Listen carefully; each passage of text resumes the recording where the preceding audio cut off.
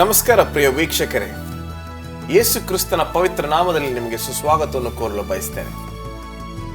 ನಮ್ಮ ಈ ದೂರದರ್ಶನ ಕೇಂದ್ರ ಹೋಪ್ ಟಿವಿ ಟೆಲಿವಿಷನ್ ನಲ್ಲಿ ನಾವು ಸಾಕಷ್ಟು ಸತ್ಯವೇದದ ಸ್ತ್ರೀಯರ ಬಗ್ಗೆ ಚರ್ಚೆ ಮಾಡಿದ್ದೇವೆ. ಸುಮಾರು 13 ಸ್ತ್ರೀಯರ ಬಗ್ಗೆ ನಾವು ಚರ್ಚೆ ಮಾಡಿದ್ದೇವೆ. ಇವತ್ತು ಕೂಡ ಆ ಸ್ತ್ರೀಯರಿಂದ ನಾವು ಕಲಿತಕ್ಕಂಥ ಪಾಠದ ಬಗ್ಗೆ ನಾವು ಸ್ವಲ್ಪ ಚರ್ಚೆ ಮಾಡೋಣ. ಬನ್ನಿ ನಮ್ಮ ಅತಿಥಿಗಳನ್ನ ಸ್ವಾಗತ ಮಾಡೋಣ. ನಮಸ್ಕಾರ ಶ್ರೀಮತಿ ಈಶ್ವರಿ ಅವರೇ. ನಮಸ್ಕಾರ ನೀಲಾಕ್ಷ ಅವರೇ. ಈಗ ಸಂಪೂರ್ಣರಾಗಿರ್ತಕ್ಕಂಥ ಒಂದು ಸಂಪೂರ್ಣ ಸ್ತ್ರೀಯನ್ನ ನಾವು ಏದೇನ್ ತೋಟದಲ್ಲಿ ನೋಡಿದ್ದೇವೆ. ಯೇಸು ಸ್ವಾಮಿ ಆದಾಮನಿಗೆ ಒಂದು ಸಂಗಾತಿ ಬೇಕು ಅಂತ ಅವನ ಗಾಢ ನಿದ್ರೆಗೆ ಒಳಗಾಗಿಸಿ ಅವನ ಹತ್ರದಿಂದ ಎಲುಬನ್ನು ತೆಗೆದು ಒಂದು ಸ್ತ್ರೀಯನ್ನ ಮಾಡಿ ಸಂಪೂರ್ಣ ಸ್ತ್ರೀ. ನಮಗೆ ನಾವು ಓದ್ತಕ್ಕಂಥ ಕಾಲದಲ್ಲಿ ನಮ್ಗೆ ಹೇಳ್ಕೊಟ್ರು ಸುಮಾರು 20 ಅಡಿ ಇದ್ನಂತೆ ಆದಾಮ. ಒಂದು 18 ಅಡಿ ಕೂಡ ಸ್ತ್ರೀ ಇದ್ದಿರ್ಬೋದು ಅಂತೆ. ಅಷ್ಟು ಎತ್ತರಕ್ಕೆ, ಅಷ್ಟು ಚೆನ್ನ, ಅಷ್ಟು ಎಲ್ಲ ಗುಣಗಳು ಹೊಂದಿರ್ತಕ್ಕಂಥ ಸ್ತ್ರೀ ಆಗಿದ್ರಂತೆ. ಸೊ ನಿಮ್ಮ ಪ್ರಕಾರ ಸಂಪೂರ್ಣವಾಗಿರ್ತಕ್ಕಂಥ ಸ್ತ್ರೀ ಯಾವ ಯಾವ ಗುಣಗಳನ್ನ ಇಟ್ಟಿರಬೇಕು ಶ್ರೀಮತಿ ಈಶ್ವರಿ ಅವರೇ? ಈಗ ನಾವು ದೇವರು ಉಂಟು ಮಾಡಿದ ಅವಳು ಸಂಪೂರ್ಣತೆಯನ್ನು ಹೊಂದಿದಳು. ಎಲ್ಲ ರೀತಿಯಲ್ಲಿ ನೋಡ್ತೀವಿ. ಅವಳ ಸೌಂದರ್ಯದಲ್ಲಿ ಮತ್ತು ಗುಣದಲ್ಲಿ ಅಂದರೆ ನಾವು ನೋಡ್ತೀವಿ ಯೇಸು ಸ್ವಾಮಿಯ ಗುಣಗಳಿತ್ತು ಅಂತ ನಾವು ಖಂಡಿತವಾಗಿ ನಾವು ಹೇಳ್ತೇವೆ. ಈಗ ಗುಣಗಳ ವಿಷಯವಾಗಿ ನಾವು ತೆಗೆದುಕೊಂಡ್ರೆ, ಗುಣಗಳು ನಾವು ಯಾರ ಜೊತೆ ಸೇರ್ತೀವೋ ಅವರ ಗುಣಗಳೇ ಬರೋದು ನಮಗೆ. ಹೌದು. ಈಗ ಮಕ್ಕಳಿಗೆ ತಂದೆ ತಾಯಂದಿರ ಗುಣ ಬರ್ತದೆ. ಸೊ ಅದೇ ರೀತಿ ಕೂಡ ಅವಳಿಗೆ ಮತ್ತು ಆದಾಮನಿಗೆ ಗೊತ್ತಿದ್ದು ಇನ್ನೊಂದು ಒಂದೇ ಒಂದು ವ್ಯಕ್ತಿ, ಅದು ಯೇಸು ಸ್ವಾಮಿ ಮಾತ್ರ.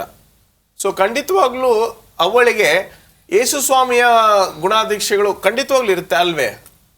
ಖಂಡಿತಪ್ಪ ಅಷ್ಟೇ. ಏಕೆಂತಂದರೆ ಇಲ್ಲಿ ಸೃಷ್ಟಿ ಕಾರ್ಯವನ್ನು ನೋಡುವಾಗ ಯೇಸ್ವಾಮಿ ಈ ಒಂದು ಭೂಲೋಕವನ್ನು, ಮನುಷ್ಯನಿಗೆ ಈ ಪ್ರಕೃತಿಯನ್ನು ಸೃಷ್ಟಿ ಮಾಡುವಾಗ ಕೇವಲ ಬರೀ ಬಾಯಿ ಮಾತುಗಳಿಂದ ಸೃಷ್ಟಿಯನ್ನು ಮಾಡಿದ್ನು.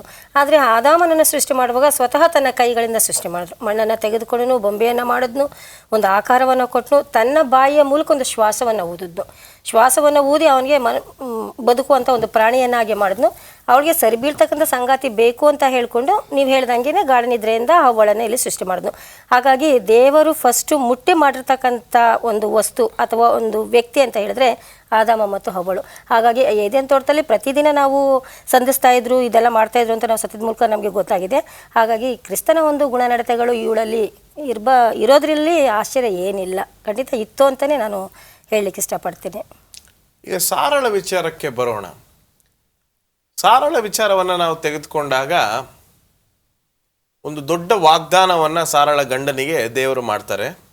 ನಿನ್ನ ಮೂಲಕ ನಾನು ಒಂದು ದೊಡ್ಡ ಕುಟುಂಬವನ್ನು, ದೊಡ್ಡ ಸಂತತಿಯನ್ನು ನಾನು ಏರ್ಪಾಡು ಮಾಡ್ತೀನಿ ಅಂತ ವಾಗ್ದಾನವನ್ನು ದೇವರು ಕೊಟ್ಬಿಟ್ಟಿದ್ದಾರೆ ಸ್ವತಃ. ಆದರೆ ಹಣ್ಣು ಮುದುಕಿಯಾಗಿದ್ದಾಳೆ, ಇನ್ನೂ ಮಕ್ಕಳಾಗಿಲ್ಲ. ನಿಮ್ಮ ಅನಿಸಿಕೆ? ದೇವರಿಂದ ಎಲ್ಲವೂ ಸಾಧ್ಯ. ಅಂದರೆ ನಮ್ಮ ಒಂದು ಈ ಲೋಕದಲ್ಲಿ ಇದು ನಡೆಯುವಂಥ ಕಾರ್ಯ ಅಲ್ಲ. ಆದಾಗ್ಯೂ ಇದು ಹಳೆ ಒಡಂಬಡಿಕೆಯಲ್ಲಿ ನಡೆದಿದ್ದು ನಿಜ ಘಟನೆನೇ. ಸೊ ದೇವರು ಯಾವ್ಯಾವ ಸಮಯದಲ್ಲಿ ಯಾರ್ಯಾರಿಗೆ ಏನು ಪ್ರತಿಫಲ ಕೊಡ್ತಾರೋ ಗೊತ್ತಿಲ್ಲ.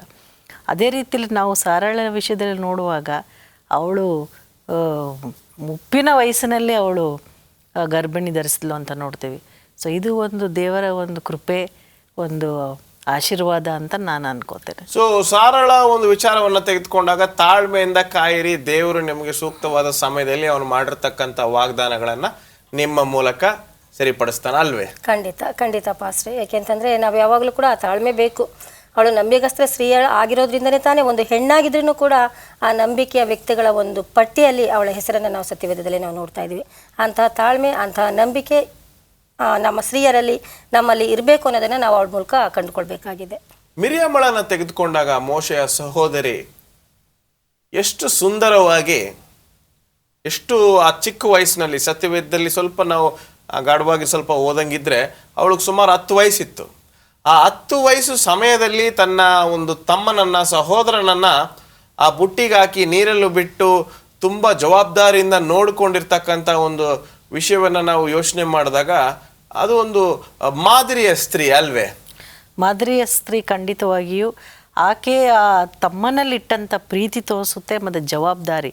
ಸೊ ಮಹಿಳೆಯರಿಗೆ ಭಾಳಷ್ಟು ಜವಾಬ್ದಾರಿ. ಈ ಚಿಕ್ಕ ವಯಸ್ಸಿನಲ್ಲೇ ಅವಳ ಒಂದು ದೊಡ್ಡ ಕಾರ್ಯವನ್ನು ಮತ್ತು ಅವಳ ತಾಳ್ಮೆಯನ್ನು ಹಗಲು ರಾತ್ರಿ ಇದ್ದು ಆ ತಮ್ಮನನ್ನು ಕಾಯ್ತಾಳಲ್ಲ. ಸೊ ಅದರ ಒಂದು ಆ ತಾಳ್ಮೆಯನ್ನು ನೋಡ್ಬೋದು, ಗುಣವನ್ನು ಎತ್ತಿ ತೋರಿಸ್ತದೆ. ಇನ್ನೊಂದು ತುಂಬಾ ಮುಖ್ಯವಾಗಿರ್ತಕ್ಕಂಥ ವಿಷಯ ನಾವು ಮರಿಯಳ ಒಂದು ವಿಚಾರದಲ್ಲಿ ಕಲ್ತಿದ್ವಿ ನಮ್ಮ ಚರ್ಚೆಗಳಲ್ಲಿ. ಈ ಲೋಕದಲ್ಲಿ ನಮ್ಮ ಒಂದು ಅಕ್ಕಪಕ್ಕದಲ್ಲಿ ನಾವು ನೋಡ್ತೇವೆ, ಈ ತಮ್ಮ ಅಕ್ಕ ಸಹೋದರ ಸಹೋದರಿಯರಲ್ಲಿ ಪ್ರೀತಿ ಪ್ರೇಮ ಸ್ವಲ್ಪ ಕಡಿಮೆ ಆಗ್ಬಿಟ್ಟಿದೆ. ಈಗಿನ ಒಂದು ಸಮಯದಲ್ಲಿ ನೋಡಿದ್ರೆ ಪ್ರೀತಿ ಪ್ರೇಮ ಕಡಿಮೆ ಆಗ್ಬಿಟ್ಟಿದೆ. ಸಹೋದರಿಯರ ಮೇಲೆ ಪ್ರೀತಿ ಕಡಿಮೆ ಆಗಿದೆ. ಆಸ್ತಿಗೆ ಜಮೀನಿಗೆ ಎಷ್ಟೋ ಜನ ಒರಡಾಡ್ಕೊಳ್ತಾ ಇದ್ದಾರೆ, ಕೊಲೆಗಳಾಗ್ತಿದೆ ಅಂತ ಕೇಳಲ್ಪಟ್ಟಿದ್ದೀವಿ.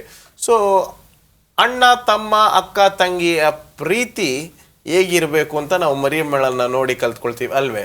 ಖಂಡಿತ ಪಾಸ್ಟ್ರೆ. ಯಾಕೆಂತಂದರೆ ತಮ್ಮನಿಗಾಗಿ ಅವಳು ತುಂಬ ಗೋಳಾಡಿದ್ಲು. ಈಗ ತಮ್ಮನ ಸಾವನ್ನು ತಗೊಳ್ಳೋಣ ಒಂದು ಉದಾಹರಣೆಗೋಸ್ಕರ.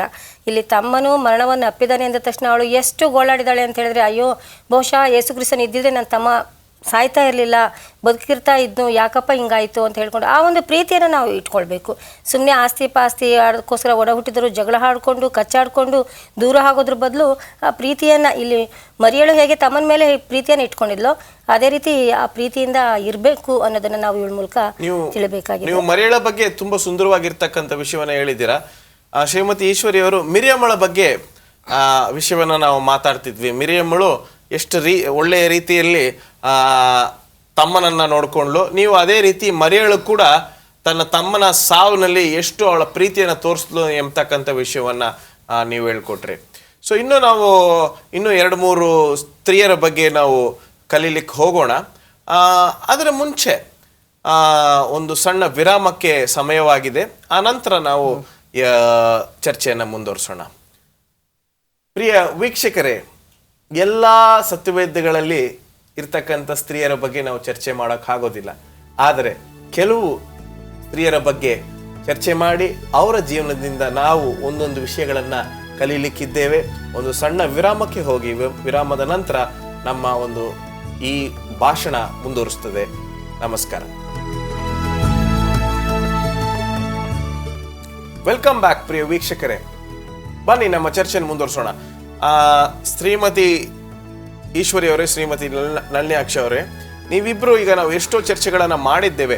ನಿಮಗೆ ಯಾರಾದರೂ, ನಳಿನಾಕ್ಷ ಅವರೇ, ಒಂದು ಸ್ತ್ರೀಯ ಬಗ್ಗೆ ಮಾತಾಡಬಹುದಾಗಿತ್ತು, ಅವರ ಬಗ್ಗೆ ನಾವು ಕೂಡ ಸ್ವಲ್ಪ ಚರ್ಚೆ ಮಾಡಬಹುದಾಗಿತ್ತು ಅಂತ ಯಾವ್ದಾನ ಸ್ತ್ರೀ ನಿಮಗೆ ಜ್ಞಾಪಕ ಇದೆಯಾ? ಖಂಡಿತ ಅನ್ನಿಸ್ತಾ ಇದೆ ಪಾಸ್ಟ್ರೆ. ನನಗೆ ಈ ಒಂದು ಸಮಾರ್ಯದ ಸ್ತ್ರೀ ಬಗ್ಗೆ ಬಹಳ ಇಷ್ಟಪಡ್ತೀನಿ. ಏಕೆಂದರೆ ಸಮಾರ್ಯದ ಸ್ತ್ರೀಯಳು ಎಷ್ಟು ನಂಬಿಗಸ್ತಳಾಗಿದ್ಲು ಅಂತ ಹೇಳಿದ್ರೆ, ಅವಳು ಅನ್ಯಳಾಗಿದ್ಲು. ಈ ಸಮಾರ್ಯದವ್ರಿಗೂ ಈ ಊರಿಗೂ ಹೊಕ್ಕು ಬಳಕೆ ಇರಲಿಲ್ಲ. ಅವರಿಂದ ದೂರನೇ ಉಳ್ಕೊಳ್ತಾರೆ. ದೇವ ಮಕ್ಕಳು ಈ ಸಮಾರ್ಯದವರಿಂದ ದೂರನೇ ಉಳ್ಕೊಳ್ತಾ ಇದ್ರು. ಆದರೆ ಆ ಸಮಾರ್ಯದ ಸ್ತ್ರೀಯನ್ನು ಯೇಸುಸ್ವಾಮಿ ಯಾವ ರೀತಿ ಆರಿಸ್ಕೊಂಡನು, ಅವಳ ಮೂಲಕ ಇಡೀ ಸಮಾರ್ಯ ಜನಾಂಗವು ಯಾವ ರೀತಿ ರಕ್ಷಣೆನ ಹೊಂದಿತು ಅಂತ ಹೇಳುವಾಗ ನಿಜಕ್ಕೂ ಭಾಳ ಸಂತೋಷ ಆಗ್ತಾ ಇದೆ ನನಗೆ. ಏಕೆಂದರೆ ಬಾವಿಯ ಬಳಿ ನೀರನ್ನು ಸೇದಲಿಕ್ಕೆ ಅಂತ ಬಂದಳು. ಕ್ರಿಸ್ತನ ಅವಳ ಜೊತೆ ಮಾತನ್ನ ಮೂಲಕ ತಾನು ಯಾರು ಅಂತಕ್ಕಂಥ ಸತ್ಯವನ್ನು ಆ ಸ್ತ್ರೀಗೆ ತಿಳಿಸಿದ್ಲು. ಆ ಸ್ತ್ರೀ ಯಾವಾಗ ಅದನ್ನು ತಿಳ್ಕೊಂಡ್ಲು, ತನ್ನ ಹೃದಯದಲ್ಲಿ ಯಾವಾಗ ಆ ಒಂದು ವಾಕ್ಯ ಅಂತಕ್ಕಂಥ ಬೀಜ ಆ ಹೃದಯಕ್ಕೆ ಬಿದ್ದಾಗ ಅದು ಮೊಳಕೆ ಹೊಡ್ಲಿಕ್ಕೆ ಆವಾಗಲೇ ಇಮ್ಮಿಡಿಯೇಟ್ ಪ್ರಾರಂಭ ಆಯಿತು. ಪ್ರಾರಂಭ ಆದ ತಕ್ಷಣ ಅವಳು ಅದನ್ನು ಬಚ್ಚಿಟ್ಕೊಳ್ಳಿಲ್ಲ. ನನಗೆ ಗೊತ್ತಿರೋ ಸತ್ಯವನ್ನು ನಾನು ನನ್ನ ಜನರಿಗೆ ತಿಳಿಸ್ಬೇಕು ಅಂತ ಸರ್ರನೇ ಬೇಗ ಊರಿಗೆ ಹೋಗಿ ಈ ವಿಚಾರವನ್ನೇ ತಿಳಿಸಿದ್ಲು. ಎಲ್ಲರನ್ನೂ ಕರ್ಕೊಂಡು ಬಂದ್ಲು. ಎಲ್ಲರನ್ನೂ ಕೂಡ ಕರ್ಕೊಂಡು ಬಂದ್ಬಿಟ್ಟು ಅಷ್ಟು ಜನರು ಕೂಡ ಒಂದು ಕ್ರಿಸ್ತನ ಬಳಿಗೆ ತರ್ತಕ್ಕಂಥ ಒಂದು ಜವಾಬ್ದಾರಿಯಾದ ಒಂದು ಕೆಲಸವನ್ನ. ದೇವರ ವಾಕ್ಯಕ್ಕೆ ಸ್ತ್ರೀಯರು ಸಾಕಷ್ಟು ಗಮನವನ್ನ ನೀಡಬೇಕು. ದೇವರ ವಾಕ್ಯಕ್ಕೆ ಗಮನವನ್ನ ನೀಡಿದ್ರೆ ಒಳ್ಳೆ ಕಾರ್ಯಗಳು ನಡೀತವೆ. ಅದೊಂದು ವಿಷಯವನ್ನ ನಾವು ಸಮಾರ್ಯದ ಸ್ತ್ರೀ ಬಗ್ಗೆ ನಾವು ಕಲಿತೀವಿ. ಇನ್ನೊಂದು ತುಂಬ ಮುಖ್ಯವಾದತಕ್ಕಂಥ ವಿಷಯ ನನಗೆ ಅನಿಸುತ್ತೆ, ನಾವು ಪಾಪಿಗಳು, ನಾವು ಸಭೆಗೆ ಹೋಗೋದು ಬೇಡ, ದೇವರ ವಿಚಾರ ಬೇಡ, ನಮಗೆ ಸತ್ಯವೇದ ಬೇಡ, ಪ್ರಾರ್ಥನೆ ಬೇಡ ಅಂತ ಯೋಚನೆ ಮಾಡ್ತಕ್ಕಂಥ ಸ್ತ್ರೀಯರಿಗೆ ಯೇಸು ಸ್ವಾಮಿ ನಿಮ್ಮನ್ನು ನೋಡ್ಕೊಂಡ್ ಬರ್ತಾನೆ. ಈ ಸಮಾರ್ಯದ ಸ್ತ್ರೀ ಯೇಸು ಸ್ವಾಮಿ ನೋಡಿದ್ಲೋ ಏನೋ ಗೊತ್ತಿಲ್ಲ ಮುಂದ್ಗಡೆ, ಆದ್ರೆ ಯೇಸು ಸ್ವಾಮಿ ಅವಳನ್ನ ಹುಡ್ಕೊಂಡ್ ಮುಂದೆ ಅವಳಿಗೆ ರಕ್ಷಣೆ ಸಿಕ್ತು ಅಲ್ವೇ ಶ್ರೀಮತಿ ಈಶ್ವರಿ ಅವರು? ಹೌದು. ಒಂದು ದೃಷ್ಟ ದೇವರ ಒಂದು ಸನ್ನಿಧಿಯಲ್ಲೇ ಬಂದು ಸ್ತ್ರೀ ಕೂತ್ಕೊಳ್ತಾಳೆ. ಅದು ಮಗ್ದಳದ ಮರಿಯಳು ಅಂತ ನೋಡ್ತೇವೆ. ಅಂದರೆ ಯೇಸು ಸ್ವಾಮಿನೇ ಸ್ವತಃ ಮನೆಗೆ ಬರುವುದನ್ನು ನೋಡ್ತೇವೆ. ಮಗ್ದಳದ ಮರಿಯಳ ವಿಷಯ ನಾವು ಹೆಚ್ಚಾಗಿ ಮಾತಾಡಿರಲಿಲ್ಲ. ಆದರೆ ಆಕೆ ಪಾಪಿಯಾಗಿದ್ಲು. ಅವಳ ಪಾಪವನ್ನು ಅವಳು ಬಿಟ್ಟು ಅವಳು ದೇವರ ಕಡೆಗೆ ತಿರುಗುವುದು ಮತ್ತು ಆ ದೇವರಿಗೆ ಆದ್ಯತೆಯನ್ನು ಕೊಟ್ಟು ಯೇಸು ಸ್ವಾಮಿಯ ಪಾದದ ಬಳಿ ಕುಳಿತುಕೊಂಡು ದೇವರ ವಾಕ್ಯವನ್ನು ಅವಳು ಪದ ಒಂದೊಂದು ಪದವೂ ಸಹ ಬಿಡದೆ ಕೇಳ್ತಾಳಲ್ಲ. ಸೊ ಇದರಿಂದ ನಾವು ತಿಳ್ಕೊಬೋದು, ಅಂದರೆ ನಾವು ದೇವರನ್ನು ಒಪ್ಕೊಳ್ಬೇಕು, ದೇವರ ವಾಕ್ಯವನ್ನು ಕೇಳಬೇಕು, ಆ ದೇವಾಲಯಕ್ಕೆ ಬರಬೇಕು. ಸೊ ಈ ವಾರಕ್ಕೆ ನಾವು ದೇವಾಲಯಕ್ಕೆ ಬಂದು ದೇವರ ಸನ್ನಿಧಿಗೆ ಬರಬೇಕು ಅಂತ ನೋಡ್ತೀವಿ. ಅಂದರೆ ಅದಕ್ಕೋಸ್ಕರ ದೇವರನ್ನು ಹೇಳ್ತಾನೆ ಮಾರ್ತಾಳ ಮರಿಯಾಳು ಇಬ್ಬರು ಅಕ್ಕ ತಂಗಿರಿಲ್ಲ ಇದರಲ್ಲಿ ಅವಳು ಉತ್ತಮವಾದ ಭಾಗವನ್ನು ಆರಿಸ್ಕೊಂಡಿದ್ದಾಳೆ, ಈ ಭಾಗ್ಯವನ್ನು ಆಕೆಯಿಂದ ತೆಗೆಯಲಾರದು ಅಂತ ಹೇಳ್ತಾಳೆ. ಸೊ ನಾವು ನಮ್ಮ ಒಂದು ದಿನನಿತ್ಯದ ಒಂದು ಇದರಲ್ಲಿ ದೇವರ ವಾಕ್ಯ ದೇವಾಲಯ ಅನ್ನೋದು ಬಹಳ ಪ್ರಾಮುಖ್ಯ ಅಂತ ನೋಡ್ತೀವಿ. ನಾವು ದೇವರ ಬಳಿಗೆ ಹೋಗ್ತಾ ಇರಬೇಕು. ಆದರೆ ದೇವರು ಬಂದಿದ್ದು ಪಾಪಿಗಳಿಗೆ ತಾನೆ. ಆದರೂ ಯೇಸು ಸ್ವಾಮಿ ಈ ಸ್ತ್ರೀಯನ್ನ ಎಷ್ಟು ಒಂದು ಸುಂದರವಾಗಿರ್ತಕ್ಕಂಥ ಸಂದೇಶವನ್ನ ಈ ಸ್ತ್ರೀ ಮೂಲಕ ಜನರಿಗೆ ಅಲ್ಲಿ ಹೇಳ್ಕೊಟ್ರು. ಸತ್ಯವೇದದಲ್ಲಿ ಕೂಡ ಅದೊಂದು ತುಂಬ ಒಂದು ದೊಡ್ಡ ಒಂದು ಸಂದೇಶ ಅಂತ ನಾವು ನೋಡ್ತೀವಿ. ಎಷ್ಟೋ ಸಂದೇಶಗಳಿವೆ ಸತ್ಯವೇದದಲ್ಲಿ, ಆದರೆ ಆ ಮಗ್ದಲನ ಮೇರಿಯ ಒಂದು ಸಂದೇಶ ಅತಿ ದೊಡ್ಡ ಸಂದೇಶಗಳಲ್ಲಿ ಒಂದು ಸಂದೇಶ. ಆಮೇಲೆ ನನಗೆ ಇನ್ನೊಂದು ವಿಷಯವನ್ನ ನಾನು ಹೇಳಲೇಬೇಕು ಶ್ರೀಮತಿ ನಳಿನಾಕ್ಷಿ ಅವರೇ. ಮಾರ್ತಳು ಅತಿಥಿ ಸತ್ಕಾರ ಎಂಬತಕ್ಕಂಥ ಒಂದು ಪದಕ್ಕೆ ಅರ್ಥ ನೀಡಿರ್ತಕ್ಕಂಥ ಒಂದು ಸ್ತ್ರೀ ಸತ್ಯವೇದದಲ್ಲಿ ಮಾರ್ತಳು. ಹೇಳಿ. ಮಾರ್ತಳಿಗೆ ಸತ್ಕಾರದ ಬಗ್ಗೆ ಬಹಳ ಆಸಕ್ತಿ ಇತ್ತು. ಅಂದರೆ ಇದು ಸಹಜ, ಏಕೆಂದರೆ ಸತ್ಯವೇದ ಕೂಡ ನಮಗೆ ಹೇಳ್ತಾ ಇದೆ, ನೀವು ಅತಿಥಿಗಳನ್ನು ಸತ್ಕಾರ ಮಾಡಿದ್ರೆ ನೀವು ದೇವದೂತರಿಗೆ ಸತ್ಕಾರ ಮಾಡಿದ ಹಾಗಾಗುತ್ತೆ ಅಂತ ಹೇಳ್ಕೊಂಡು, ಅದು ಆ ಪಾಯಿಂಟ್ ಅವಳಿಗೆ ಬಹಳ ಇಷ್ಟ ಇತ್ತು ಅಂತ ಕಾಣಿಸುತ್ತೆ. ಮನೆಗೆ ಯಾರೇ ಬರಲಿ ಅದು ಸತ್ಕಾರ ಮಾಡ್ತಕ್ಕಂಥ ಒಂದು ಗುಣ ಸ್ವಭಾವವನ್ನು ಇಟ್ಕೊಂಡಿದ್ಲು ಅವಳು. ಅದೇ ರೀತಿ ಅವತ್ತು ಕ್ರಿಸ್ತನು ಮನೆಗೆ ಬರ್ತಾನೆ, ಯಾಕೆಂದರೆ ಆಫನ್ ಆಗಿ ಕ್ರಿಸ್ತನು ಅವ್ರ ಮನೆಗೆ ಹೋಗ್ತಾ ಇದ್ದು, ಅಂದರೆ ಆ ದಾರಿಯಲ್ಲಿ ಹೋಗುವಾಗಲೆಲ್ಲ ಮನೆಗೆ ಹೋಗ್ತಾ ಇದ್ದಂಥ ವ್ಯಕ್ತಿ ಮುಂಚಿತವಾಗಿ ಬಹುಶಃ ಇವಳಿಗೆ ಗೊತ್ತಿತ್ತು, ಬರ್ತಾ ಇದ್ದಾನೆ ಅಂತ ಹೇಳ್ಕೊಂಡು ಅವಳ ಸಡಗರವನ್ನು ಹೇಳ್ತಿರೋದು. ಬೇಕಾದಷ್ಟು ಮನೆಯನ್ನು ಸ್ವಚ್ಛ ಮಾಡಿದ್ಲು, ಎಲ್ಲ ಅರೇಂಜ್ ಮಾಡಿಕೊಂಡ್ಲು, ಅಡುಗೆ ಮನೆಗೆ ಹೋದ್ಲು, ಅಡುಗೆಯನ್ನು ಮಾಡಬೇಕು, ನಾನು ಒಳ್ಳೆ ಅಡುಗೆಗಳನ್ನು ನಾನು ಅವ್ರಿಗೆ ಬಡಿಸ್ಬೇಕು, ಅವರಿಂದ ಮೆಚ್ಚುಗೆನ ನಾನು ಪಡ್ಕೊಳ್ಬೇಕು ಅಂತಕ್ಕಂಥ ಒಂದು ಗುಣ ಸ್ವಭಾವಗಳಲ್ಲಿತ್ತು. ಹಾಗಾಗಿ ಒಂದು ಸತ್ಕಾರದ ಬಗ್ಗೆ, ಮನೆಯ ಒಂದು ಜವಾಬ್ದಾರಿ ಬಗ್ಗೆ, ಮನೆಯ ಅಚ್ಚುಕಟ್ಟುತನದ ಬಗ್ಗೆ ಅವಳಿಗೆ ಆಸಕ್ತಿಯನ್ನು ಇಟ್ಕೊಂಡು ಈ ಕೆಲಸ ಕಾರ್ಯಗಳಲ್ಲಿ ಮಾಡ್ತಾ ಇದ್ಲು. ಇಂದು ಸ್ತ್ರೀಯರಾದ ನಾವುಗಳು ಕೂಡ ಅದನ್ನು ಗಮನದಲ್ಲಿ ಇಟ್ಕೊಳ್ಬೇಕಾಗಿದೆ. ನಮ್ಮ ಮನೆಯ ಜವಾಬ್ದಾರಿ, ನಮ್ಮ ಮನೆಯ ಒಂದು ಸ್ವಚ್ಛತೆಯ ಬಗ್ಗೆ, ಸರಿಯಾದ ಸಮಯಕ್ಕೆ ಏನೇನು ಮಾಡ್ಕೊಂಡು ಹೋಗಬೇಕು ಅದನ್ನು ನಾವು ಪಾಲಿಸ್ಕೊಂಡು ಹೋದರೆ ಒಂದು ಒಳ್ಳೆಯ ಸಂಸಾರ ಆಗುತ್ತೆ. ಏಕೆ ಅಂತಂದರೆ ಒಂದು ಚಿಕ್ಕ ಉದಾಹರಣೆಯನ್ನು ನಾನು ಕೊಡಲಿಕ್ಕೆ ಇಷ್ಟಪಡ್ತೀನಿ ಪಾಸ್ಟ್ರೆ. ಇವತ್ತು ಮನೆಯ ಒಬ್ಬ ಹೆಂಗಸು, ಒಬ್ಬ ಸ್ತ್ರೀ ಒಂದು ವೇಳೆ 8 ಗಂಟೆ ತನಕ ಮಲಗಿಬಿಟ್ರೆ ಏನಾಗುತ್ತೆ ಆ ಪರಿಸ್ಥಿತಿ, ಅದನ್ನು ನಾವು ಸ್ವಲ್ಪ ಗಮನದಲ್ಲಿ ಇಟ್ಕೊಂಡು ಅದ್ರ ಕಡೆ ಗಮನವನ್ನು ಹರಿಸೋಣ ಅಂತ ನಾನು ಇದ್ರ ಮೂಲಕ ಹೇಳ್ತೇನೆ. ತುಂಬ ಉತ್ತಮವಾಗಿ ಹೇಳಿದ್ರಿ. ಈಗ ನಾವು ಯೇಸು ಸ್ವಾಮಿ ಅವರ ತಾಯಿ ಮರಿಯಳಿಗೆ ಬಂದಾಗ, ತಾಯಿ ಮರಿಯಳಿಗೆ ಒಂದು ಅತಿ ದೊಡ್ಡ ಜವಾಬ್ದಾರಿಯನ್ನು ದೇವರು ಕೊಟ್ಟರು. ಅವಳ ಮೂಲಕ ಯೇಸು ಸ್ವಾಮಿ ಈ ಭೂಲೋಕಕ್ಕೆ ಬಂದನು. ಆದರೆ ಅದಕ್ಕಿಂತ ದೊಡ್ಡ ಜವಾಬ್ದಾರಿ ಮಕ್ಕಳನ್ನು ಚೆನ್ನಾಗಿ ಸಾಕೋದು ಅಂತ ನಾವು ಯೇಸು ಸ್ವಾಮಿಯ ತಾಯಿಯ ಜೀವನದಲ್ಲಿ ನಾವು ನೋಡಿದ್ವಿ ಅಲ್ವೇ? ಹೌದು. ಈಗ ಇಬ್ಬರು ಸ್ತ್ರೀಯರಲ್ಲಿ ನಾವು ಹೋಲಿಸಿ ನೋಡುವಾಗ ಮೊದಲನೇ ಸ್ತ್ರೀ ನೀವು ಹೇಳಿದಾಗೆ ಸಂಪೂರ್ಣತೆ ಪರ್ಫೆಕ್ಟ್ ಸ್ತ್ರೀ ಯಾರು ಅಂತ ಹೇಳಿದ್ರೆ ಅವಳು. ಸೊ ಆಕೆಯಿಂದನೇ ನಮ್ಮ ಒಂದು ಈ ಲೋಕ ಏನಾಯಿತು ಅಂದರೆ ಪಾಪಕ್ಕೆ ನಾವು ಬಿದ್ದಿದ್ದೇವೆ. ಈ ತಾಯಿಯನ್ನು ನೋಡುವಾಗ ಒಬ್ಬ ತಾಯಿ ಈ ರೀತಿ ಇರ್ತಾಳೆ, ಇನ್ನೊಬ್ಬ ತಾಯಿ ನೋಡಿ ಈ ಮರಿಯಳಿಂದ ನಮಗೆ ಒಂದು ರಕ್ಷಣೆ ಆಯಿತು ಅಂತ ನಾವು ನೋಡ್ತೀವಿ. ಸೊ ರಕ್ಷಣೆಯ ಮಾರ್ಗವನ್ನು ತೋರಿಸಿದಂಥ ಮರಿಯಳನ್ನು ನಾವು ನೋಡುವಾಗ ಆಕೆ ನಮ್ಮ ಎಲ್ಲ ಮಹಿಳೆಯರಿಗೂ ಉತ್ತಮವಾದ ಒಂದು ಮಾದರಿ ಅಂತ ನಾವು ನೋಡ್ತೀವಿ. ಮಕ್ಕಳನ್ನು ಬೆಳೆಸೋದ್ರಲ್ಲಿ ಆಗಲಿ ಅಥವಾ ಕುಟುಂಬವನ್ನು ನಡೆಸೋದ್ರಲ್ಲಾಗಲಿ ಮತ್ತು ನಮ್ಮ ರಕ್ಷಣೆಯನ್ನು ಕೊಡುವಂಥ ಮಗುವನ್ನು ಎತ್ತಿದ್ಲು, ಅಂದರೆ ರಕ್ಷಕನನ್ನು ಎತ್ತಿದ್ಲು ಅಂತ ನೋಡ್ತೀವಿ. ಆದರೆ ನಾನು ಆವತ್ತು ನನಗೆ ಜ್ಞಾಪಕ ಇದೆ, ಆ ಚರ್ಚೆಯನ್ನು ಮಾಡಬೇಕಾದ್ರೆ ಆ ಕ್ರೂಜೆ ಹತ್ರ ನಡೆದಿದ್ದನ್ನು ನಾವು ಸ್ವಲ್ಪ ಚರ್ಚೆ ಮಾಡೋಕ್ಕಾಗಲಿಲ್ಲ, ನಮಗೆ ಸಮಯ ಸಾಲಲಿಲ್ಲ. ಒಂದೇ ಒಂದು ಕೆಲವು ಕ್ಷಣಗಳು ಅದ್ರ ಬಗ್ಗೆ ಮಾತಾಡೋಣ. ಯೇಸು ಸ್ವಾಮಿ ಕ್ರೂಜೆಯ ಮೇಲೆ ಇದ್ದಾರೆ, ತಾಯಿ ಕೆಳಗಡೆ ಅಳ್ತಾ ಇದ್ದಾರೆ. ಅವರು ಜಗದ್ರಕ್ಷಕ ಇದ್ರೂ ಸರಿ, ಈ ತಾಯಿಗೆ ಮಗನು ಶಿಲುಬೆ ಮೇಲೆ ಇದ್ದಾನೆ. ಆವಾಗ ಮಗನು ತನ್ನ ಶಿಷ್ಯರಿಗೆ ನೋಡಿ ಹೇಳ್ತಾನೆ, ಇದು ಇವತ್ತಿಂದ ನಿನ್ನ ತಾಯಿ ನೋಡ್ಕೋ ಅಂತ. ಸೊ ಒಂದು ಮಗನು ಸಾಯುವಾಗಲೂ ಅವನ ತಾಯಿಯ ಒಂದು ಹಿತದ ಬಗ್ಗೆ ಯೋಚನೆ ಮಾಡ್ತಾ ಇದ್ರೆ ಆ ತಾಯಿ ಎಂತ ಒಳ್ಳೆಯವಳು ಅಲ್ವೇ ನಳಿನಾಕ್ಷಿ ಅವರೇ? ಖಂಡಿತ ಪಾಸ್ಟ್ರಿ, ಇದು ತುಂಬ ಹೃದಯ ತುಂಬಿ ಬರ್ತಕ್ಕಂಥ ಒಂದು ಸನ್ನಿವೇಶ. ಇದನ್ನು ನಾವು ಅದನ್ನು ಮಾತುಗಳಿಂದ ಹೇಳಲಿಕ್ಕೆ ಸಾಧ್ಯನಿಲ್ಲ, ಬಹಳ ಕಷ್ಟಪಡಬೇಕಾಗುತ್ತೆ. ಮುದ್ದಿನಿಂದ ಬೆಳೆಸಿದ್ಲು, ಎಲ್ಲವನ್ನ ಸಾಕಿದ್ಲು, ಜಗದ್ರಕ್ಷಕ ಅವನು, ಜಗತ್ತಿಗೆ ರಕ್ಷಣೆ ಕೊಡಲಿಕ್ಕೆ ಬಂದಂಥ ವ್ಯಕ್ತಿ. ಅಂಥ ಪರಿಸ್ಥಿತಿ ಹೇಗಿತ್ತು? ಆ ಶಿಲುಬೆಯ ಮೇಲೆ ಆತನು ಕೈಗಳಿಗೆ, ಕಾಲುಗಳಿಗೆ, ತಲೆಯ ಮೇಲೆ ಒಂದು ಮುಳ್ಳಿನ ಕಿರೀಟವನ್ನು ಇಟ್ಕೊಂಡು ಹೊಡ್ಕೊಂಡು ರಕ್ತವನ್ನು ಸೋರಿಸಿ ಆತನು ನಿಂತಿರಬೇಕಾದ್ರೆ ಅದು ಹೃದಯ ವಿದ್ರಾವಕ ಅಂತ ಹೇಳ್ಬೋದು. ಅದನ್ನು ಅದೇ ಹೇಳಿದೆ ನಾನು, ಪದಗಳ ಮೂಲಕ ಹೇಳಲಿಕ್ಕೆ ಸಾಧ್ಯ ಇಲ್ಲ. ಅಂತಹ ಸಂದರ್ಭದಲ್ಲಿ ಕೂಡ ಅವಳು ಬಾಯಿಂದ ಮಾತುಗಳು ಹೊರಲಿಕ್ಕೆ ಆಗ್ತಾ ಇಲ್ಲ. ಆ ದೃಷ್ಟಿ ಮಗ ಕೂಡ ಅಂತ ಸಾಯ್ತಾ ಇರ್ತಕ್ಕಂಥ ಸಂದರ್ಭದಲ್ಲಿ ಮಗನ ದೃಷ್ಟಿ ಕೂಡ ತಾಯಿ ಕಡೆ ಬಂತು. ಓ, ತಾಯಿಗೆ ಆಗ್ತಾ ಇದೆಯಲ್ಲ, ತಾಯಿನ ಒಂಟಿಯೇ ಮಾಡಬಾರ್ದು ಅಂತ ಹೇಳಿ ತುಂಬಾ ಸುಂದರವಾಗಿರ್ತಕ್ಕಂಥ ವಿಷಯವನ್ನು ಹೇಳಿದ್ದೀರಾ. ಒಂದು ಸಣ್ಣ ವಿರಾಮಕ್ಕೆ ಹೋಗುವ ಸಮಯ ಬಂದಿದೆ, ನಮ್ಮ ಚರ್ಚೆಯನ್ನು ಮುಂದುವರಿಸೋಣ.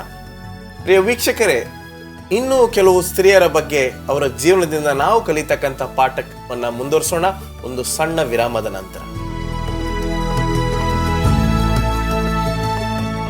ವೆಲ್ಕಮ್ ಬ್ಯಾಕ್ ಪ್ರಿಯ ವೀಕ್ಷಕರೇ. ಶ್ರೀಮತಿ ನಳಿನಾಕ್ಷಿ ಅವರೇ, ನಾವು ವಿರಾಮಕ್ಕೆ ಹೋಗುವ ಮುನ್ನ ನೀವು ಮರಿಯಳ ಬಗ್ಗೆ, ಯೇಸು ಸ್ವಾಮಿಯ ಒಂದು ಕೊನೆಯ ಒಂದು ಗಳಿಗಳ ಬಗ್ಗೆ ತುಂಬಾ ಸುಂದರವಾಗಿ ಹೇಳಿದ್ರೆ, ಈಗ ಇನ್ನು ಮುಂದುವರಿಸೋಣ ನಮ್ಮ ಚರ್ಚೆಯನ್ನ. ನಾಮಾನ್ ಜೀವನದಲ್ಲಿ ಬಂದಿರತಕ್ಕಂಥ ಮುಖ್ಯವಾದ ಸ್ತ್ರೀ ಅಂತ ಹೇಳಿದಾಗ ಅದು ತುಂಬಾ ದೊಡ್ಡದಾಗುತ್ತೆ. ಒಂದು ಹುಡುಗಿ ಅಂತ ಹೇಳಬೇಕು. ಒಂದು ಹುಡುಗಿಯ ವಿಚಾರ ಸ್ವಲ್ಪ ಮಾಹಿತಿ ನೀಡಿ. ನಾಮನ ದೊಡ್ಡ ವ್ಯಕ್ತಿ, ಅವನಿಗೆ ಸೇನಾಧಿಪತಿಯಾಗಿ ಕರೆಸ್ಕೊಳ್ಪಟ್ಟು ಎಲ್ಲವೂ ಇತ್ತು. ಅವನಿಗೆ ಅಧಿಕಾರ ಇತ್ತು, ಸಂಪತ್ತಿತ್ತು, ಆದರೆ ಆರೋಗ್ಯ ಇರಲಿಲ್ಲ ಅಂತ ನೋಡ್ತೀವಿ. ಅವನಿಗೆ ಘೋರವಾದ ರೋಗ ಬಂದಿತ್ತು. ಅದು ಏನಂತ ಹೇಳಿದ್ರೆ ಕುಷ್ಠರೋಗ. ಸೊ ಇದನ್ನು ಅವನು ಸಹಿಸೋಕ್ಕೆ ಆಗೋದಿಲ್ಲ. ಯಜಮಾನಿಗೂ ಹೇಳಿ, ಯಜಮಾನಿ ಬಹಳಷ್ಟು ಚಿಂತೆ ಮಾಡ್ತಿರ್ತಾಳೆ ಹೆಂಡತಿ. ಸಪ್ಪಗಿರೋದನ್ನು ನೋಡಿ ಆ ಸಣ್ಣ ಮಗಳು ಏನು ಮಾಡ್ತಾಳೆ ಅಂದರೆ ದಾಸಿಯಾಗಿರ್ತಾಳೆ ಅವಳು. ಆದರೆ ದೇವ ಭಕ್ತಳಾಗಿದ್ದು ಯಾರ ನಿಜವಾದ ದೇವರು ಅಂತ ತಿಳ್ಕೊಂಡಿದ್ದ ದಾಸಿಯ ಬಗ್ಗೆ ನಾವು ನೋಡುವಾಗ ಆ ಆಕೆಯಲ್ಲಿರುವಂಥ ಒಂದು ದೃಢವಾದ ನಂಬಿಕೆ ಬಗ್ಗೆ ನೋಡ್ತೀವಿ. ಸೊ ಆ ದೇವರ ಬಗ್ಗೆ ತಿಳಿಸುವುದನ್ನು ನೋಡೋಣ. ನೀವು ಯಾಕೆ ಅಲ್ಲಿಗೆ ಹೋಗಬಾರ್ದು, ಎಲಿಷನ ಬಳಿಯಲ್ಲಿ ಯಾಕೆ ಹೋಗಬಾರ್ದು ನೀವು? ಈ ಚಿಕ್ಕ ಹುಡುಗಿ ಹತ್ರ ನಾವು ಎಲ್ಲ ಸ್ತ್ರೀಯರು ನಿಜವಾದ ದೇವರು ಯಾರು ಅಂತ ನೀವು ಕಂಡ್ಕೋಬೇಕು. ನಿಜವಾದ ದೇವರು, ಸತ್ಯವಾದ ದೇವರು ಯಾರು ಅಂತ ನೀವು ಕೂಡ ತಿಳ್ಕೊಬೇಕು. ಆ ಒಂದು ಕೆಲಸದ ಹುಡುಗಿ ಆ ನಿಜವಾದ ದೇವರು ಯಾರು ಅಂತ ಕಂಡುಹಿಡ್ಕೊಂಡು ಅವನ ಮಾಲೀಕನಿಗೆ ಆರೋಗ್ಯವನ್ನು ಹುಡ್ಕೊಡ್ತಾಳೆ ಎಂಬತಕ್ಕಂಥ ವಿಚಾರವನ್ನ ನೋಡ್ತೇವೆ. ನನಗೆ ಈ ಅಬಿಗೇಲ್ ವಿಚಾರವನ್ನ ಮರೆಯೋಕ್ಕೆ ಆಗ್ತಾ ಇಲ್ಲ. ಎಷ್ಟೋ ಸ್ತ್ರೀಯರ ಬಗ್ಗೆ ನಾವು ಚರ್ಚೆ ಮಾಡಿದ್ದೇವೆ ನಳಿನಾಕ್ಷಿ ಅವರೇ, ಆದರೆ ಈ ಅಬಿಗೇಲ್ ಎಂಬತಕ್ಕಂಥ ಒಂದು ಸ್ತ್ರೀಯನ್ನ ತೆಗೆದುಕೊಂಡಾಗ ಅವಳ ಬುದ್ಧಿವಂತಿಕೆ, ಅವಳು ಯೋಚನೆ ಮಾಡ್ತಕ್ಕಂಥ ರೀತಿ, ಸ್ತ್ರೀಯರು ಒಂದು ಸೋಂಬೇರಿ ಪಡೆದೆ ಯಾವಾಗಲೂ ಚುರುಕಾಗಿ ಏನನ್ನ ಮಾಡಬೇಕು, ಈಗಲೇ ತಟ್ ಅಂತ ಮಾಡಬೇಕು ಎಂಬತಕ್ಕಂಥದ್ದು. ನಮ್ಮ ತಂದೆಯವರು ಹೇಳ್ತಾ ಇದ್ರು ಯಾವಾಗಲೂ ಸ್ತ್ರೀಯರು ಸಾಸಿವೆನ ಎಣ್ಣೆಲಿ ಹಾಕ್ದಂಗೆ ಇರಬೇಕು, ಒಂದು ಜಾಗದಲ್ಲಿ ಇರಬಾರ್ದು ಅಂತ. ಅದಕ್ಕೆ ಒಳ್ಳೆ ಉದಾಹರಣೆ ಅಬಿಗೇಲ್ ಅಲ್ವೇ? ಖಂಡಿತ ಪಾಸ್ಟ್ರೆ. ಯಾಕೆಂತಂದ್ರೆ ಅಂತಹ ಸಂದರ್ಭದಲ್ಲಿ ಅವಳು ಎಷ್ಟು ಬೇಗ ಆಲೋಚನೆ, ಅವಳ ಒಂದು ಸಮಯ ಪ್ರಜ್ಞೆ ಅಂತ ಹೇಳ್ಬೋದು ಇಲ್ಲಿ. ಆ ಸಮಯಕ್ಕೆ ತಕ್ಕಂಥ ರೀತಿಯಲ್ಲಿ ಅವಳು ಎಚ್ಚರಿಸ್ಕೊಂಡು ತನ್ನನ್ನು ತಾನೇ, ಅಯ್ಯಯ್ಯೋ ಒಂದು ವೇಳೆ ನಾನೀಗ ಮಾಡಲಿಲ್ಲ ಅಂತಂದರೆ ಏನು ಗತಿ ಕಾಣಿಸುತ್ತೆ, ಇಡೀ ನಮ್ಮ ಊರು, ಇಡೀ ನಮ್ಮ ಮನೆಯೆಲ್ಲ ಸುಟ್ಟು ಧ್ವಂಸ ಆಗಿಬಿಡುತ್ತಲ್ಲ, ಹೇಗಾದರೂ ಮಾಡಿ ಇದನ್ನು ಉಳಿಸ್ಕೊಳ್ಬೇಕು ಅಂತ ಹೇಳಿ ಅವಳು ಎಷ್ಟು ಬೇಗ ಅವಳಿಗೆ ಆ ಒಂದು ಆಲೋಚನೆ ಬಂದಿದೆ ಅಂತ ಹೇಳಿದ್ರೆ ಅಂಥ ಸಮಯ ಪ್ರಜ್ಞೆ ನಮ್ಮಲ್ಲಿ ಬರಬೇಕಾಗಿದೆ. ಅವಳ ಸಮಯ ಪ್ರಜ್ಞೆಯಿಂದ ಅವಳೇನಾಗಿದೆ, ಅವಳ ಕುಟುಂಬವನ್ನು ಉಳಿಸ್ಕೊಂಡ್ಳು. ನಂತರ ಮುಂದೆನೂ ಕೂಡ ಅವಳು ಮಹಾರಾಣಿ ಆದ್ಲು ಅಂತಲೂ ಕೂಡ ನಾವು ಹೇಳ್ತಾ ಇದ್ವಿ. ಅಂಥ ಸಮಯ ಪ್ರಜ್ಞೆ ಇರಬೇಕು, ಅಂಥ ಜಾಣ್ಮೆ ಹೆಣ್ಮಕ್ಳಲ್ಲಿ ಇರಬೇಕು. ಮಾತಾಡೋದು ಅಂಥ ಒಂದು ಮುಂದಾಲೋಚನೆ, ಮುಂದೆ ಏನಾಗುತ್ತೆ ಅಂತಕ್ಕಂಥ ಆಲೋಚನೆಯನ್ನು ನಾವು ಇವತ್ತೇ ಯೋಚನೆ ಮಾಡಿಕೊಂಡು ಉತ್ತಮವಾದ ಒಂದು ನಿರ್ಧಾರಗಳನ್ನು ನಾವು ತಗೊಳ್ಬೇಕು ಅನ್ನೋದನ್ನು ಅಬಿಗೈಲಳ ಮೂಲಕ ನಾವು ಇಲ್ಲಿ ಕಂಡುಕೊಳ್ಬೇಕಾಗಿದೆ. ಸುಂದರವಾಗಿರ್ತಕ್ಕಂಥ ವಿಷಯವನ್ನು ಹೇಳ್ತೀವಿ. ಈಗ ನಾವು ಎಸ್ತರ್ ರಾಣಿಗೆ ನಮ್ಮ ಗಮನವನ್ನು ನಾವು ತಂದಾಗ ವಾಸ್ತಿ ರಾಣಿ ಬಗ್ಗೆ ಸ್ವಲ್ಪ ನಾವು ಒಂದೆರಡು ವಿಷಯಗಳನ್ನು ಹೇಳಿ ಆನಂತರ ಅಲ್ಲಿಗೆ ಹೋಗ್ಬೇಕು. ಗಂಡನ ಮಾತನ್ನು ಕೇಳದಿದ್ರೆ ಏನಾಗುತ್ತೆ ಎಂಬತಕ್ಕಂಥದ್ದಕ್ಕೆ ಒಬ್ಬಳು ಉದಾಹರಣೆ, ಗಂಡನ ಮಾತನ್ನು ಕೇಳಿದ್ರೆ ಏನಾಗ್ಬೋತ್ತೆ ಅಂತ ಇನ್ನೊಬ್ಬರ ಒಂದು ಉದಾಹರಣೆ ಹೇಳಿ ಶ್ರೀಮತಿ. ವಸ್ತಿಯನ್ನ ಎಂಬ ರಾಣಿ ಬಂದು ಗಂಡನ ಮಾತು ತಿರಸ್ಕರಿಸಿದ್ಲು. ಮತ್ತೆ ಅದಕ್ಕೋಸ್ಕರ ಅವಳ ಒಂದು ಸೌಭಾಗ್ಯವನ್ನೇ, ಅವಳ ಒಂದು ಪಟ್ಟವನ್ನೇ ಮಹಾರಾಣಿ ಅಂತಕ್ಕಂಥ ಪಟ್ಟವನ್ನೇ ಕಳ್ಕೊಂಡ್ಲು ಅಂತ ನಾವು ನೋಡ್ತೀವಿ. ಅದೇ ರೀತಿ ಈಗ ಕೆಲವು ಸರಿ ನಾವು ನಮ್ಮ ಒಂದು ಅಪರಾಧಗಳಿಂದ, ನಮ್ಮ ಒಂದು ಇದರಿಂದ ನಮ್ಮ ಒಂದು ಕೊಡುವಂಥ ಆಶೀರ್ವಾದಗಳು ಕಳ್ಕೋಬೋದು. ಮತ್ತು ಈ ಎಸ್ತರಳ ಬಗ್ಗೆ ನಾವು ನೋಡುವಾಗ ಮಹಿಳೆ ಚಿಕ್ಕ ಬಾಲಕಿಯಾಗಿ ಅವಳು ದೇವರ ಒಂದು ಭಯಭಕ್ತಿಯಲ್ಲಿ ಬೆಳೆದು ಚಿಕ್ಕಪ್ಪನ ಒಂದು ಆಶ್ರಯದಲ್ಲಿ ಅವಳು ಒಳ್ಳೆಯದನ್ನು ಹಾರಿಸ್ಕೊಂಡು ಧೈರ್ಯದಿಂದ ಯಹೂದ್ಯರನ್ನು ಉಳಿಸ್ತಾಳೆ ಅಂತ ನೋಡ್ತೀವಿ, ರಕ್ಷಣೆ ಮಾಡ್ತಾಳೆ. ಸೊ ಆಕೆ ನಿಜವಾಗ್ಲೂ ಒಂದು ಸ್ಟಾರ್ ಅಂತ ಹೇಳ್ಬೋದು. ಸೊ ಆಕೆ ಈಗ ಎಸ್ತರನ್ನ ತೆಗೆದುಕೊಂಡ್ರೆ ಒಂದು ಸಂಸೋನ್, ಒಂದು ಮೋಶೆಗೆ ಎಸ್ತರನ್ನ ಹೋಲಿಕೆ ಮಾಡ್ಬೋದು ಅಲ್ವೇ? ಒಂದು ಮೋಶೆ ಮಾಡಿದ್ದು ಅದೇ, ಸಂಸೋನ್ ಮಾಡಿದ್ದು ಅದೇ, ಈಗ ಎಸ್ತರ್ ಮಾಡ್ತಾ ಇರೋದು ಅದೇ ಅಲ್ವೇ? ಹೌದು. ಇವೆಲ್ಲರೂ ಸಹ ನಮಗೆ ಒಂದು ಮಾದರಿಯಾಗಿ, ನಮಗೊಂದು ಸ್ಫೂರ್ತಿಯಾಗಿ ಅವರ ರೀತಿಯಲ್ಲಿ ನಾವು ಜೀವಿಸೋಣ, ದೇವರ ಒಂದು ಮಾರ್ಗದಲ್ಲಿ ನಡಿಬೇಕು ಅಂತ ನಮ್ಮಲ್ಲಿ ಒಂದು ಸ್ಫೂರ್ತಿ ತುಂಬುತ್ತದೆ. ಧನ್ಯವಾದ. ನಳಿನಾಕ್ಷಿ, ಮಿಸಸ್ ನಳಿನಾಕ್ಷಿ ಅವರೇ, ಇಲ್ಲಿ ತುಂಬಾ ಮುಖ್ಯವಾಗಿರ್ತಕ್ಕಂಥ ಒಂದು ವಿಷಯ, ರೂತಳು ಮತ್ತು ನಯೋಮಿ. ಈ ಹೆಸರು ಎರಡು ಸೇರಿ ಹೇಳಿದ್ರೇನೆ ಇದರಲ್ಲಿ ಅರ್ಥ ಬರುತ್ತೆ, ಚಂದ ಅನ್ಸುತ್ತೆ. ಅದನ್ನ ಬಿಟ್ಬಿಟ್ರೆ ನಾವು ಮಾತಾಡುವಾಗ್ಲೂ ನಯೋಮಿ ಅಂದ್ರೆ ಬೇರೆ ತರ ಆಗ್ಬಿಡ್ತದೆ. ರೂತ್ ಅಂಡ್ ನಯೋಮಿ ಅಂತ ಹೇಳಿದಾಗ ಅದ್ರಲ್ಲಿ ಸ್ವಲ್ಪ ಶಕ್ತಿ ಬರ್ತದೆ ಅದ್ರಲ್ಲಿ ಹೇಳ್ತಕ್ಕಂಥದ್ದು. ಹೇಳಿ. ರೂತ್ ಮತ್ತು ನವೋಮಿ ಇವರಿಬ್ಬರು ಅತ್ತೆ ಸೊಸೆ. ನಿಜಕ್ಕೂ ಕೂಡ ಈಗಿನ ಕಾಲಕ್ಕೆ ನಾವು ಅದನ್ನು ಹೋಲಿಸ್ಕೊಂಡ್ರೆ ತುಂಬ ತದ್ವಿರುದ್ಧ ಅಂತಲೇ ಹೇಳ್ಬೋದು. ಏಕೆ ಅಂತ ಹೇಳಿದ್ರೆ ಈಗಿನ ಕಾಲದ ಅತ್ತೆ ಸೊಸೆರು ನೀವು ಆಗಾಗಲೇ ಹೇಳಿದ್ದೀರಾ, ಅವ್ರ ಜಗಳಗಳು ಕಚ್ಚಟಗಳು ಹೇಗೆಲ್ಲ ಇದೆ ಅಂತ. ಆದರೆ ಅವರನ್ನು ನೋಡಿ ಅತ್ತೆ ಸೊಸೆರು ಕಲಿಬೇಕಾಗಿದೆ. ನನಗಾಗಿ ನೀನು, ನಿನಗಾಗಿ ನಾನು ಅನ್ನೋ ಥರ ಇಬ್ಬರು ಒಬ್ಬರ ಕಷ್ಟದಲ್ಲಿ ಒಬ್ಬರು ಭಾಗಿಗಳಾದ್ರು. ಈಗ ನಾವು ಈಗಾಗಲೇ ನಿಮ್ಗೆ ಎಷ್ಟೋ ಸರಿ ಹೇಳಿದ್ದೇನೆ, ನಮ್ಮ ಈ ಲೋಕದಲ್ಲಿ ನಮ್ಮ ಒಂದು ಸ್ಥಳಗಳಲ್ಲಿ ನಾವು ನೋಡ್ತೀವಿ ಅತ್ತೆ ಸೊಸೆಯರ ಜಗಳ ಒಂದಲ್ಲ ಎರಡಲ್ಲ, ಎಷ್ಟು ಕೇಳ್ತಿದೀವಿ. ಅದಕ್ಕೆ ತಾನೇ ಒಂದು ವೇಳೆ ಈ ಧಾರಾವಾಹಿಗಳೆಲ್ಲ, ನಮ್ಮ ಕನ್ನಡ ಧಾರಾವಾಹಿಗಳನ್ನ ತೆಗೆದುಕೊಂಡ್ರೆ ಅತ್ತೆ ಸೊಸೆನೇ ಇಟ್ಕೊಂಡೆ ಧಾರಾವಾಹಿ ಒಂದು ಚಿತ್ರವನ್ನ ಮಾಡಾಕ್ತಾರೆ. ಸೊ ಎಲ್ಲರ ಅತ್ತೆ ಸೊಸೆ ಕೂತ್ಕೊಂಡು ನೋಡ್ತಾರೆ ಅಲ್ವೇ? ಖಂಡಿತ. ಸೊ ಒಂದು ಅತ್ತೆ ಸೊಸೆ ಹೇಗಿರ್ಬೇಕು ಅಂತ ರೂತ್ ಮತ್ತು ನಯೋಮಿಯ ಜೀವನದಲ್ಲಿ ನಾವು ಕಲಿತೇವೆ. ರಾಹಾಬಳ ವಿಚಾರವನ್ನ ನಾವು ಖಂಡಿತವಾಗ್ಲೂ ಸ್ವಲ್ಪ ಆದ್ರೂ ನಮ್ಮ ಗಮನವನ್ನ ನೀಡಬೇಕು. ಎಂತ ಒಂದು ಶಕ್ತಿಶಾಲಿಯಾದ ಸ್ತ್ರೀ ಹೇಳಿ. ಆಕೆ ಅದೇ ಸತ್ಯವೇದ ಹೇಳಿದ ಪ್ರಕಾರ ಸೂಳೆ ಅಂತ ಒಂದು ಕಸಬಿನಲ್ಲಿ ಇದ್ದಾಗಲೂ ಅವಳ ಒಂದು ನಂಬಿಕೆ ಬಹಳ ದೊಡ್ಡದ್ದು ಅಂತ ನೋಡ್ತೇವೆ. ಮತ್ತು ಅವಳು ತನ್ನ ಪ್ರಾಣವನ್ನೇ ಅವಳು ಇಟ್ಟು ಅವಳೇನು ಮಾಡ್ತಾಳೆ ಅಂತ ಹೇಳಿದ್ರೆ ಅದು ಗೂಢಚಾರರನ್ನು ಬಚ್ಚಿಡುವುದನ್ನು ನೋಡ್ತಾರೆ. ಸೊ ಇದಕ್ಕೋಸ್ಕರ ಅಂದರೆ ದೇವರು ಒಂದು ಯೋಜನೆ ಮಾಡಿದ್ನು, ಮತ್ತು ಅದೇ ರೀತಿ ಅವಳು ಸಹ ನಂಬಿ ಅವ್ರಿಗೊಂದು ದಾರಿ ತೋರಿಸಿ ಅವರನ್ನು ತಪ್ಪಿಸ್ತಾರೆ. ಇದರಲ್ಲಿ ತುಂಬಾ ಮುಖ್ಯವಾಗಿರ್ತಕ್ಕಂಥ ಒಂದು ವಿಷಯವನ್ನ ನಾವು ಗಮನ ಇಡ್ಬೇಕು. ಏನಂದ್ರೆ ಒಳ್ಳೆತನವನ್ನ ನೋಡಕ್ಕೆ ನಮಗೆ ಕಣ್ಣಿರ್ಬೇಕು. ಹೌದು, ಏನಂತೀರಾ? ಒಳ್ಳೆತನವನ್ನ ನೋಡಕ್ಕೆ ನಮಗೆ ಕಣ್ಣುಗಳಿರ್ಬೇಕು. ಸತ್ಯವಾದ ಒಂದು ವಿಷಯವನ್ನ ಅರ್ಥಕೊಳ್ಳಕ್ಕೆ ನಮಗೆ ಬುದ್ಧಿ ಇರಬೇಕು. ತೀರ್ಪು ಮಾಡಬಾರ್ದು. ಮತ್ತೆ ಸೊ ಹೊರ ನೋಟದಲ್ಲಿ ನಾವು ಕೆಲವು ಸರಿ ಅವ್ರು ಮಾಡುವಂಥ ಕಸಬನ್ನು ನೋಡಿ ನಾವು ದೂರ ಇಡ್ಲಿಕ್ಕೆ ನೋಡ್ತೀವಿ, ಅಂಥವರ ಬಳಿಯಲ್ಲಿ ಹೋಗ್ಲಿಕ್ಕೂ ನಾವು ಅಸಡ್ಡೆ ಮಾಡ್ತೀವಿ. ಸರಿ, ಎಲ್ಲ ಯೇಸು ಸ್ವಾಮಿನೇ ಆ ರೀತಿ ಪಾಪಿಗಳಿಗೋಸ್ಕರ ಬಂದನು, ಮತ್ತು ಆತನು ನಮಗಾಗಿ ಸತ್ನು ಅನ್ನೋದು ನಾವು ಮರಿಬಾರ್ದು. ಎಲ್ಲ ಸ್ತ್ರೀಯರಲ್ಲಿ ಒಂದೊಂದು ಗುಣಗಳನ್ನು ನಾವು ತೆಗೆದುಕೊಂಡು ನಮ್ಮ ಸ್ತ್ರೀಯರು ಈ ಕಾರ್ಯಕ್ರಮದ ಮೂಲಕ ಖಂಡಿತವಾಗ್ಲೂ ಸಾಕಷ್ಟು ಮಾಹಿತಿಗಳನ್ನು ಪಡೆದಿರ್ತಾರೆ, ಉತ್ತಮ ಸ್ತ್ರೀಯರಾಗಿ ಇರೋಕ್ಕೆ ಪ್ರಯತ್ನ ಪಡ್ತಾರೆ ಅಂತ ನಾವು ನಂಬ್ತೇವೆ. ನಮ್ಮ ಸ್ಟುಡಿಯೋಗೆ ಬಂದಿದ್ದಕ್ಕಾಗಿ ಶ್ರೀಮತಿ ಈಶ್ವರಿ ಅವರೇ ನಿಮಗೆ ವಂದನೆಗಳು, ಶ್ರೀಮತಿ ನಳಿನಾಕ್ಷಿ ಅವರೇ ನಿಮಗೆ ವಂದನೆಗಳು. ಸಂಪೂರ್ಣ ಸ್ತ್ರೀ ಅವಳು ಆಗಬೇಕಾ? ಸತ್ಯವೇದವನ್ನು ಓದ್ರಿ. ಸಾಕಷ್ಟು ಮಹಿಳೆಗಳು ತಮ್ಮ ಜೀವನದ ಮೂಲಕ ನಿಮಗೆ ವಿಷಯಗಳನ್ನ, ತುಂಬಾ ಮುಖ್ಯವಾಗಿರ್ತಕ್ಕಂಥ ವಿಷಯಗಳನ್ನ ಹೇಳ್ತಾ ಇದ್ದಾರೆ. ಅದನ್ನ ನಾವು ಕಲಿತು ನಮ್ಮ ಜೀವನವನ್ನ ಇನ್ನೂ ಉತ್ತಮ ರೀತಿಯಲ್ಲಿ, ಉತ್ತಮ ದರ್ಜೆಯ ಜೀವನವಾಗಿ ಬದಲಾಯಿಸಿಕೊಳ್ಳೋಣ. ದೇವರು ನಿಮ್ಮನ್ನು ಆಶೀರ್ವದಿಸಲಿ.